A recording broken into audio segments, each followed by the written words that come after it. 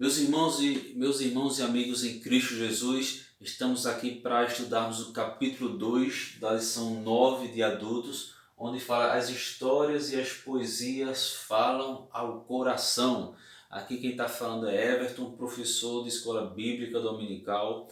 Amo estudar a palavra de Deus e para mim é uma honra tentar se expressar na palavra de Deus, porque eu estudo e tento passar aquilo que eu aprendi. Então eu espero que vocês consigam aprender como eu aprendi. Vamos lá? Meus irmãos, nós vemos aqui que o capítulo 2 aqui da lição fala o seguinte: os livros poéticos e de sabedoria do Antigo Testamento. E os tópicos aqui do capítulo os livros sapienciais e poéticos, Eclesiastes, Provérbios e Jó, Salmo, Cantares de Salomão. Então vamos lá. Nós vemos aqui o capítulo 2 aqui, fala sobre Tem aqui a minha cola, aqui, ó, o caderno aqui, a minha cola. Então nós vemos aqui que os escritos sapienciais e poéticos, só para vocês entenderem o que é sapienciais, que vem de sapiencial, significa, esse nome sapiencial significa sabedoria.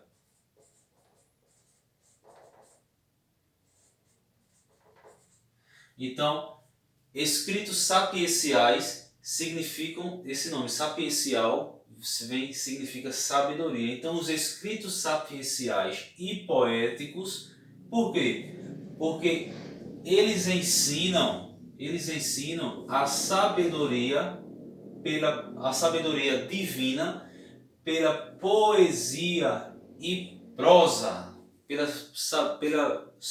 sabedoria, poesia e prosa. Vocês, não sei se esse barulho aí desse, porque eu moro aqui numa rua principal, de vez em quando passa esse pessoal com o cano de escape rasgando e infelizmente às vezes sai no vídeo, às vezes não tem como evitar. Mas vamos lá.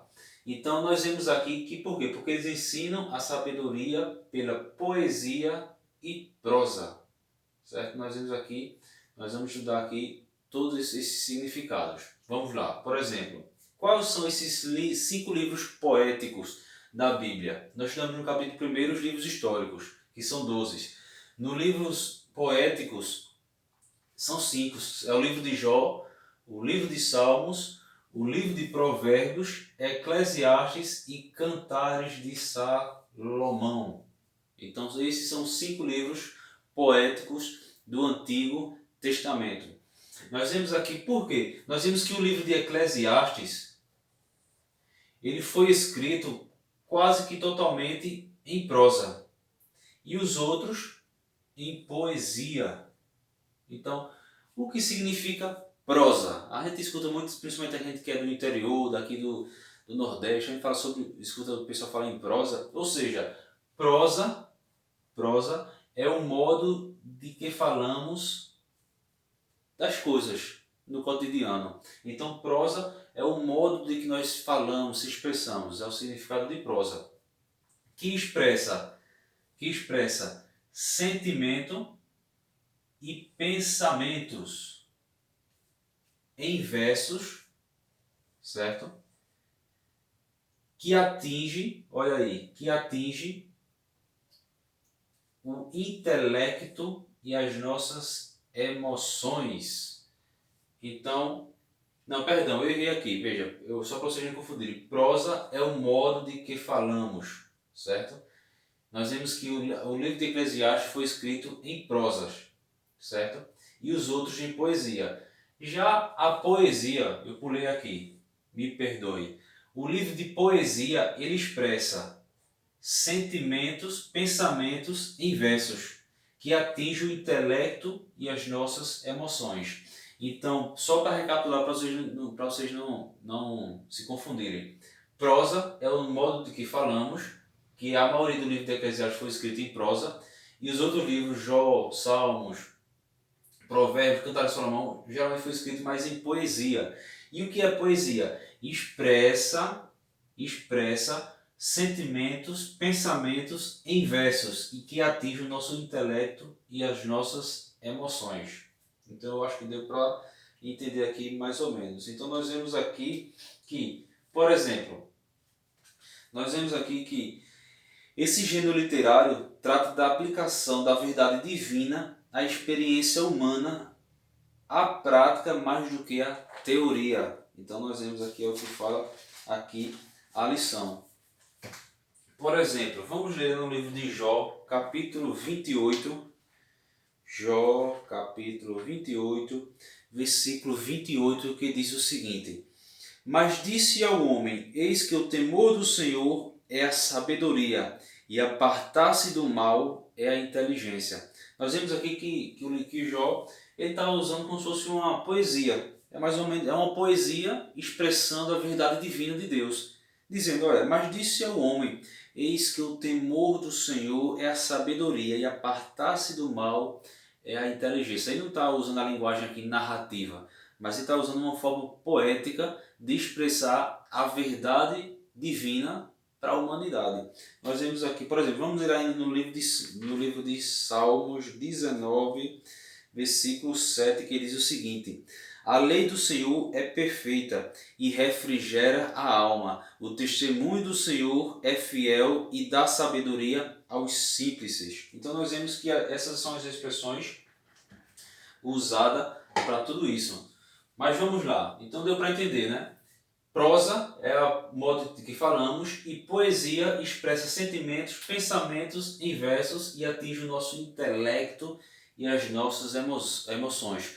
Quando uma poesia tem uma boa letra, quando a poesia tem aquela letra, né, tem aquela história que às vezes vai no nosso íntimo e às vezes a gente gosta, por a história ser bonita, mas dependendo de como ela é escrita em versos, ela é mais, como é que eu posso dizer, a sua mensagem ela atinge mais o nosso intelecto, as nossas emoções, do que uma narrativa, por exemplo, do que uma prosa. Então deu para vocês mais entenderem mais ou menos, né? Vamos lá. O livro de Provérbios, nós vemos aqui que o livro de Provérbios, vamos ler aqui, por exemplo, eu notei aqui, o tema de Eclesiastes está na frase é tudo vaidade. Esse é o tema principal, pelo menos assim, do livro de Eclesiastes, indicando que a efemeridade da vida humana significa breve ou momentâneo. Então que a vida do ser humano é breve. Por fim, o autor declara que o sentido da vida é teme a Deus e guarda seus mandamentos. Está lá em Eclesiastes 12, 13. Então nós vemos aqui, por exemplo, o livro de Provérbios. Qual é o tema principal do livro de Provérbios? É que quem teme ao Senhor, ele será o quê? Honrado. Esse é o tema principal do livro de Provérbios. O tema em Provérbios assevera que o temor do Senhor é o princípio da ciência e da sabedoria, lá em Provérbios 1,7. Quem teme ao Senhor é digno de ser honrado. Então nós vemos aqui que esse é o tema principal do livro de Provérbios. Já no livro de Jó, o tema principal fala sobre o sofrimento do justo, que o justo também pode sofrer. Então nós podemos ver aqui que o tema de Jó é o sofrimento do justo, que diz que a dor não é racional. Racional significa dotado de razão. E devemos confiar no Senhor apesar das nossas aflições e sofrimentos. É o tema principal do livro de Jó. Já no livro de Salmos, o tema principal do livro de Salmos é louvor, oração e adoração. Nós podemos ver aqui que Salmos, o tema principal do livro é louvor, oração e adoração. Também nos instrui de como devemos servir ao Senhor. Também fala das promessas messiânicas, futurísticas do futuro.